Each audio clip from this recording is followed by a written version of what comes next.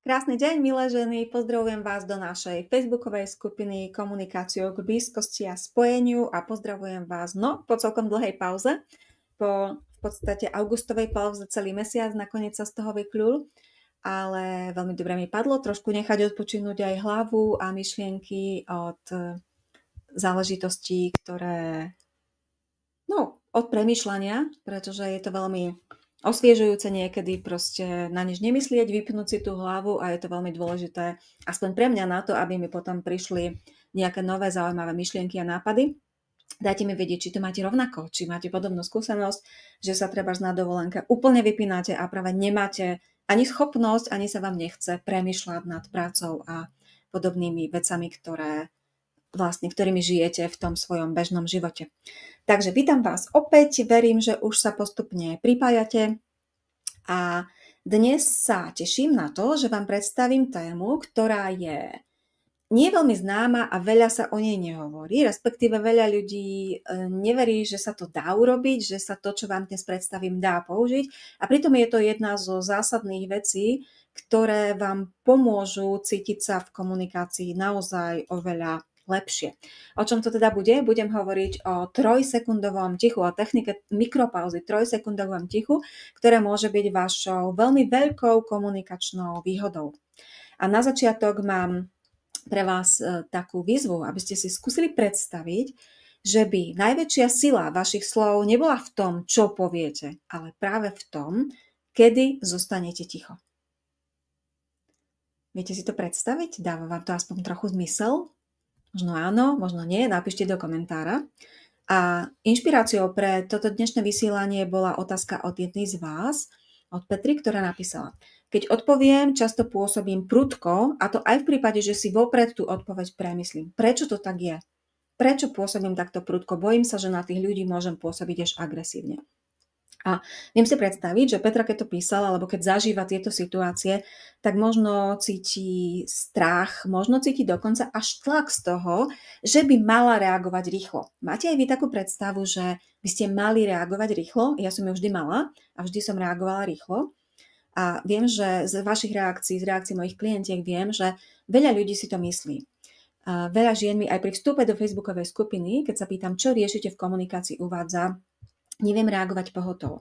Čiže veľa z nás má takú predstavu, že pokiaľ nereagujeme rýchlo, tak môžeme pôsobiť nejako neisto, nekompetentne, hlúpo, že nebudú nás tí druhí vlastne brať, nebudeme tam videní v tej komunikácii a že možno budeme pôsobiť trochu ako slabé, neschopné a podobne. Dajte mi vedieť, ako to máte do komentára. Poďme si to trochu vysvetliť, že čo sa tam vlastne deje v týchto situáciách, alebo prečo sa nám možno zdá, že by sme mali reagovať rýchlo, pohotovo, hneď a okamžite. Pokiaľ sa to deje v situácii, kedy vy sa s niekým rozprávate o niečom, na čom vám záleží, alebo čo naozaj chcete vyriešiť, alebo pokiaľ to, čo vám hovorí ten druhý, vnímate možno trochu ako kritiku alebo nejaký nátlak, tak váš nervový systém možno zareaguje úplne podvedome práve takouto automatickou reakciou bojuj alebo uteč. To znamená, že možno vo vašej hlave, vo vašom mozgu vtedy vzniká pomyselná hrozba. My si to často neuvedomujeme, že máme nejakú pomyselnú hrozbu, ale často sa to prejavuje práve na tele, že nám nie je dobré, že niečo nás začne sťahovať, nejako sa začneme ošívať, jednoducho cítime, že sa necítime dobre. A práve keď my cítime tú hrozbu, tak vtedy automatickou reakciou tela a mozgu je, že začneme rýchlo reagovať. Hej? To znamená, že možno začneme nejakým spôsobom zdôvodňovať, vysvetľovať, dávať veci na pravú mieru. Hej? Možno sa začneme obhajovať, možno zaútočíme dokonca na toho druhého slovami. A možno dokonca začneme aj rýchlo hovoriť. Poznáte to? Niekto rýchlo odpovedá a ešte aj rýchlo hovorí. A to je presne to, o čom hovoríme. A potom je tam ďalší dôvod a to je taký ten vzorec dobré dievča. Hej? Dobré dievča odpovie vždy. Odpovie na každú otázku. Hej?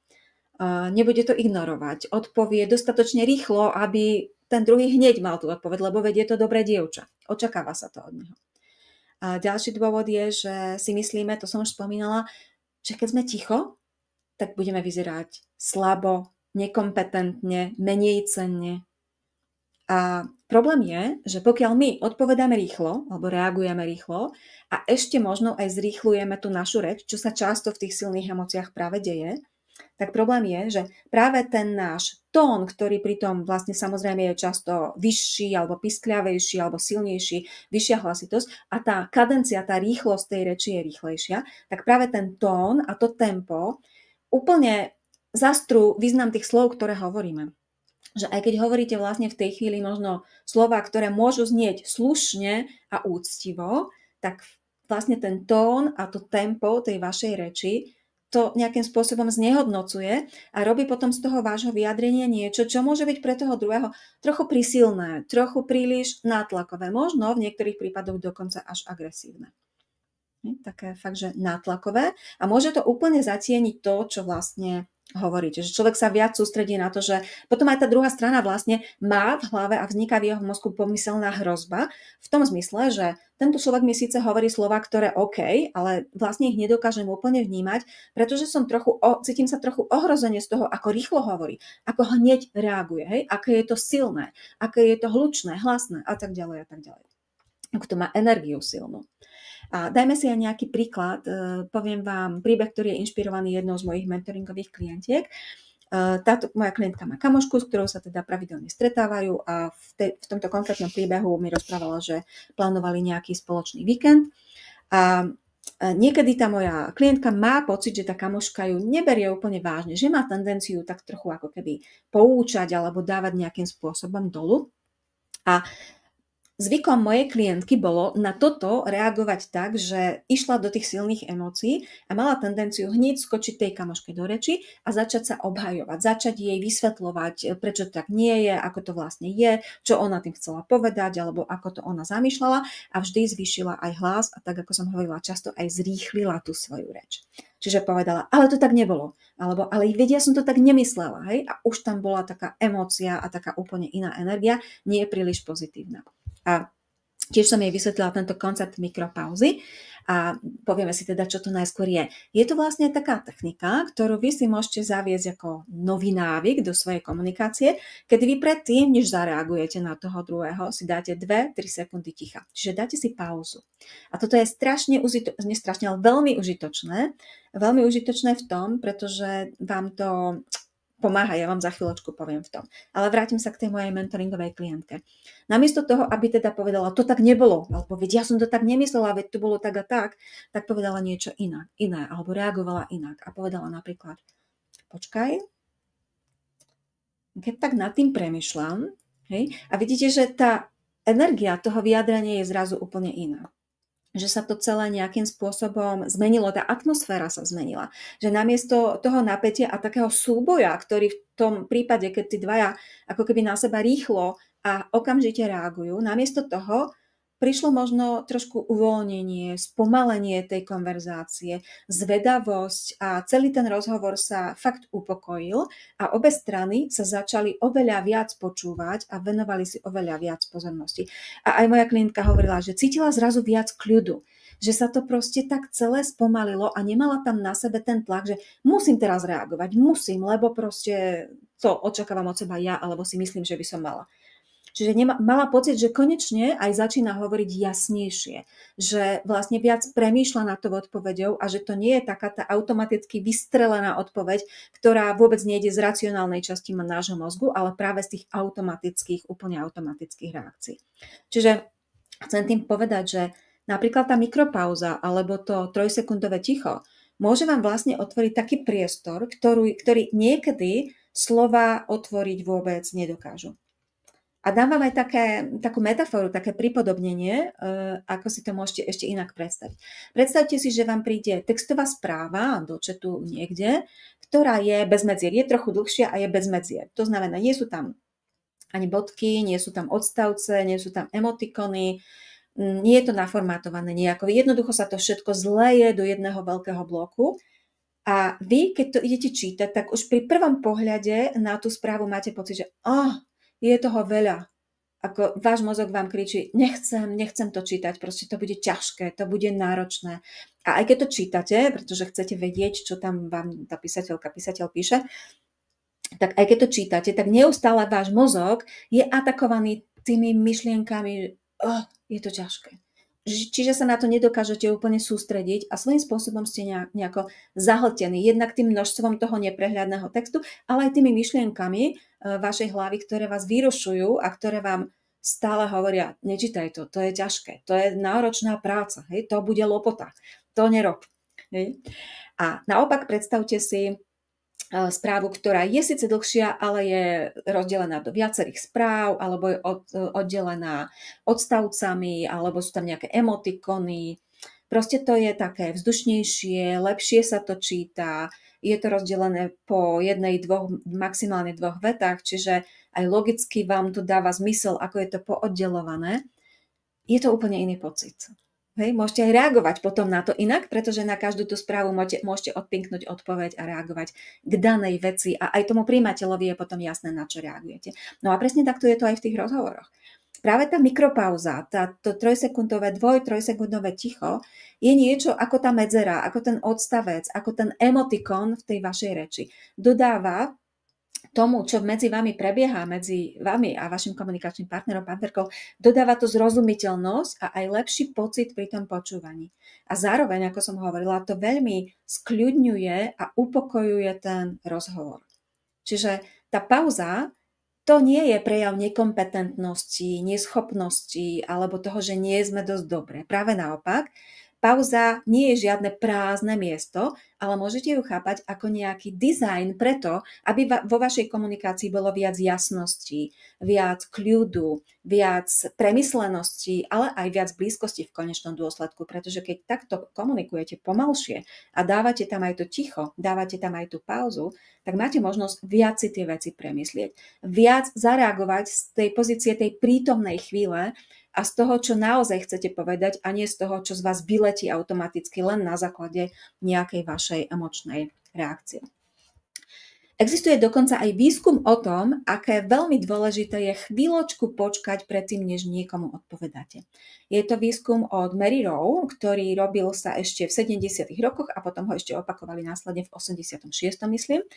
A táto vedkyňa skúmala, čo sa stane, keď, myslím, že to skúmali najskôr v školskom prostredí, žiaci, učitelia, čo sa stane, keď po položenej otázke si necháme aspoň 3 sekundy ticha predtým, než začneme odpovedať.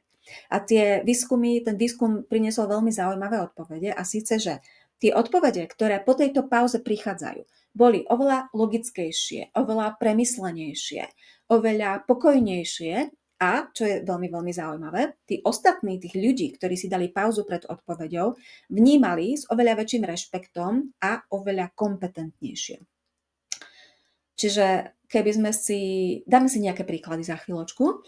A to, čo som tým chcela povedať, je, že teda to ticho je taká fakt veľmi malá, veľmi jednoduchá stratégia, ktorá vám ale môže pridať v očiach druhých práve kompetentnosť a rešpekt. Môže vám priniesť rešpekt. Čiže je to presne naopak, ako si často myslíme. My si myslíme, že keď nebudeme reagovať rýchlo, nebudeme pôsobiť kompetentne, nebudú nás tí druhí brať a mať voči nám rešpekt, môže to byť, a tento výskum to dokazuje, môže to byť presne naopak. Tak poďme si dať nejaké príklady, kedy vám ukážem reakciu reakciu, ktorá je vlastne typická tým, že reagujete hneď z voleja, hneď to tam fúknete, reagujete v emóciách, pretože je to niečo, čo vo vás niečo spustilo. A potom si dáme reakciu kde využijeme túto techniku mikropauzy, čiže 2 až 3 sekundy ticha, prípadne tzv. Nejaký taký otváracie slova. Ja viac a veľmi podrobne budem túto techniku popisovať v novom online klube o komunikácii, ktorý už čoskoro budem spúšťať a jeden z tých tréningov, ktorý tam bude práve o tejto mikropauze o 3-sekundovom tichu, ktoré je skvelou komunikačnou výhodou. Tak poďme si dať teraz tie príklady. Namiesto toho, aby ste povedali, nie, ty si to vôbec nepamätáš správne a teraz idete, alebo bolo to tak a tak, bla bla bla bla. Namiesto toho môžete povedať, dám si chvíľu, aha, počujem, že ty si to pamätáš takto, tak teraz ti poviem, ako som si to zapamätala ja. Verím, že vnímate ten rozdiel, že sa to celé spomalilo, ukľudnilo, že vy vlastne tým, čo poviete, sa pripravíte na to, aby ste si oveľa viac premysleli, čo poviete.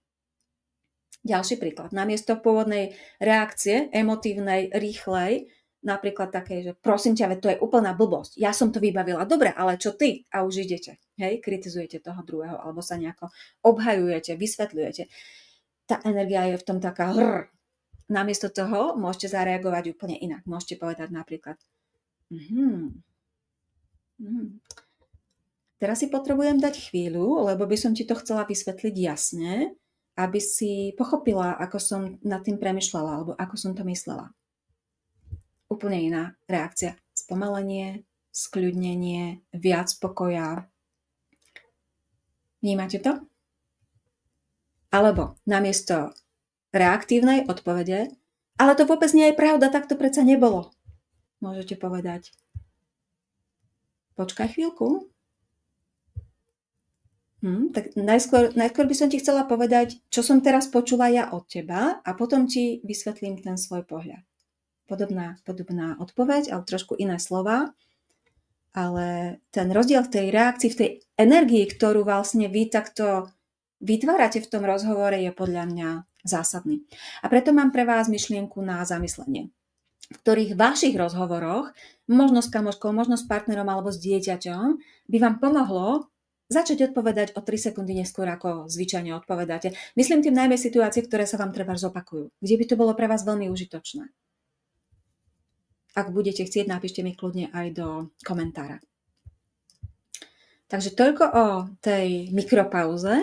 A ja som dnes vlastne viac menej hovorila o tom, prečo je tá mikropauza dôležitá, ako to funguje a čo vám môže priniesť. Ale pokiaľ by ste sa chceli naučiť presne tú techniku tej mikropauzy, tak ako som spomínala, bude to práve jeden z tréningov v novootvorenom online klube o komunikácii, ktorý budem otvárať čoskoro a určite dám vedieť. A v klube nájdete okrem tohto tréningu aj tréning, ako hovoriť tak, aby vás ľudia počúvali, ale aj tréning, ako povedať aj nepríjemné veci bez obáv, že by ste tým niečo pokazili, kde popisujem práve 4 zásadné kroky a techniku a presne je tam taká šablóna na zvládnutie 4 krokov, vďaka ktorým dokážete povedať fakt aj nepríjemné veci tak, že vás to dokonca môže zblížiť, že nájdete riešenie, že vás to môže zblížiť, že to môže veľmi podporiť práve to pochopenie a blízkosť vo vašich vzťahoch. Takže ak cítite, že práve toto sú vaše výzvy, nereagovať hneď, nerozprávať príliš rýchlo, nezahlcovať toho druhého, nepôsobiť na nich prudko alebo agresívne, tak práve pre vás je určený môj klub, ale samozrejme budú tam témy aj iné, budú tam témy o nastavení hraníc, o tom, ako povedať nie, budú tam témy o tom, ako nepreberať zodpovednosť a tak ďalej, všetko, čo súvisí s komunikáciou. A napríklad v tomto konkrétnom tréningu o tej mikropauze budem hovoriť presne o tom, ako funguje ten nervový systém, pretože to pochopenie vám vlastne pomôže vidieť ten rozhovor ako keby trošku z nadľadu, ako keby vy ste sa vzniesli a videli zrazu, čo sa medzi vami a tým druhým deje a už len to vás dokáže skľudniť a reagovať inak. Ukážem vám 5 typických mikronávykov pre spomalenie tých vašich reakcií. Ukážem vám praktické tzv. Vety zámeru a tzv. Parkovacie frázy. Čiže dám vám takú šablónnu pomôcku, ako môžete práve reagovať namiesto tých vašich rýchlych reakcií.